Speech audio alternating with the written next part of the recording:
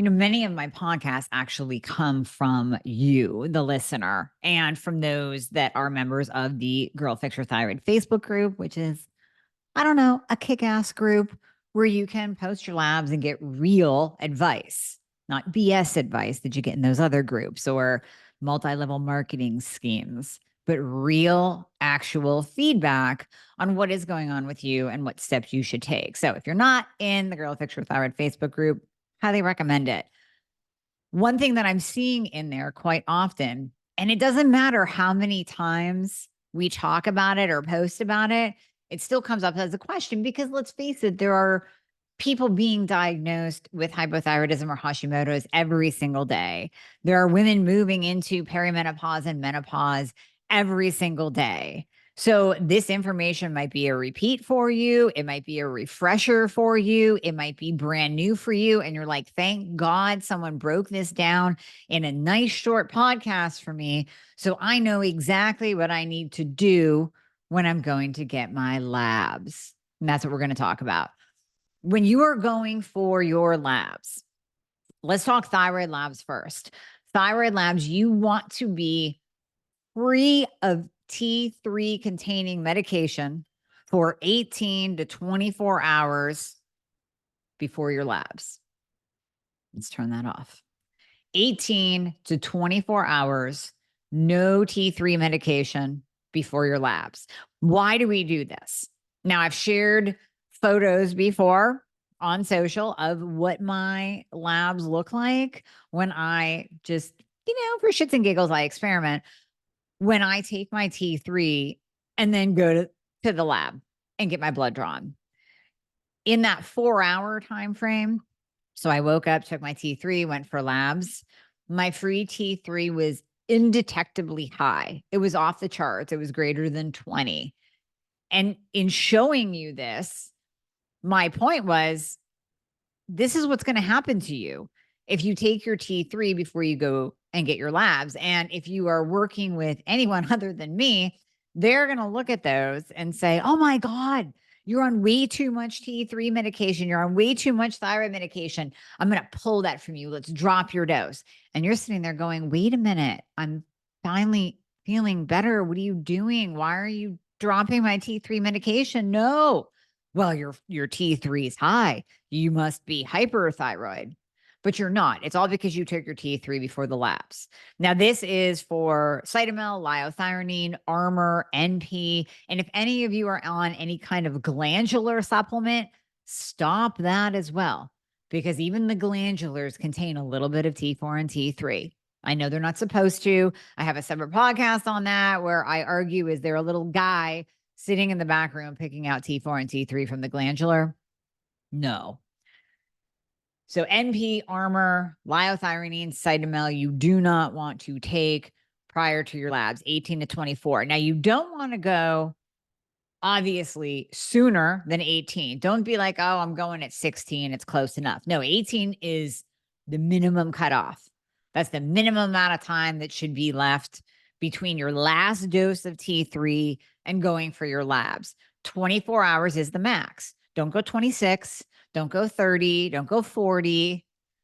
18 to 24 hours. If you go longer than 24, now your your free T3 is going to drop. And you're not going to have that apples to apples comparison. So the other important thing is, once you pick that time frame, let's say you say, you know what, 20 hours is just about right for me. I take my T3 in the afternoon, then I'm going to wait and go at whatever, 8 a.m. the next morning. That equals 24 hours. That's perfect for me. Now do that every single time you go for your labs.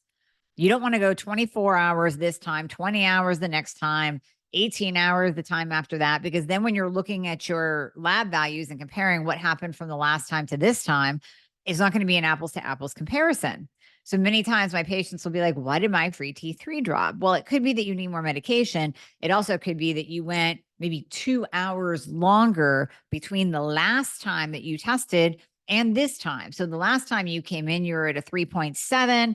Now you're at a 3.4, 3.3. And that's pretty much how much T3 will drop When you start spanning that time gap, when you start going into 26, 28 hours between your last dose and your labs. No medication, 18 to 24 hours. T4 medication really doesn't matter. I wouldn't take it the morning of and then go for your labs. I would just say, give that the same amount of time. But if you're on T4 only, God love you. I'm sorry that you are. I know it's not working for you. But if you are on T4 only, then just, if you slip up and you take it the morning of your labs, not a big deal. You can just go for your labs. The reverse of that is if you're on T3 and you slip up and you take it the morning of your labs, you're going to have to reschedule your labs. Don't just get up and go. Reschedule them because you're going to have to go back anyways because you're going to get that falsely elevated high free T3. Now, both T3 and T4 medications, they're not going to immediately affect TSH or reverse T3. So you don't have to worry about that marker, but I am concerned about your free T3. What can interfere with TSH levels and free T3 levels is taking biotin. So you want to go through your supplements, usually like hair, skin, and nail supplements or multivitamins will have something containing biotin in it. And this is something that you want to remove 5 to 7 days before your labs. That way that clears your system and it won't adversely affect your thyroid lab value so we can get an accurate read. No other supplements really need to be stopped prior to your labs, unless, of course, it's the glandular, like we already talked about. Things like magnesium and vitamin D, you can take those all the way up to the day before. Just do not take anything the morning of. You should be waking up in a fasted state. Do not drink coffee. Do not take supplements. Do not take your medication. Don't eat and just go. Go for your labs. You can have your Starbucks afterwards. You can take your medication afterwards. So a lot of times people will say, well, then what does that look like? So I normally take my medication at 6 a.m. and 2 p.m. I say, well, time your afternoon dose so that you're 18 to 24 hours leeway gap between that dose and when you're going to go for your labs tomorrow morning. Then just take it in your purse, put it in your car. As soon as you leave the lab, pop your thyroid medication. Who cares if it's 8:30 or 9? Pop it and then move on with your day. If you are not split dosing, which you should be, if you're on T3, you should be split dosing. If you're not split dosing, you're going to have to probably get up a little bit earlier because if you normally take your dose the day before at 6 a.m. Well, there's no way you're going to go for your labs at 6 a.m. Most labs aren't open at 6 a.m. Some are and some aren't. I guess if you really want to get up at 5 and roll in at 6, so you hit that 24-hour mark, that's fine. Or the day before, just time it so that you're taking a little bit later. Maybe you take that dose at 8 a.m. and then go for your labs at 7 a.m. the next morning. And that's giving you a nice 23-hour gap. Hormones, if you're testing hormones, if you are on injectable testosterone, you want to give 5 to 7 days of no shot before you're going for your labs, men and women. I can't tell you the amount of time that we've gotten labs back. I look at the testosterone, it's abnormally high. I said, when did you take your last shot, your last injection? Oh, 2 days before. Yeah, that's why it's high. So at least give that 5 to 7 day gap so we can see where you fall, where your kind of baseline, so to speak, is.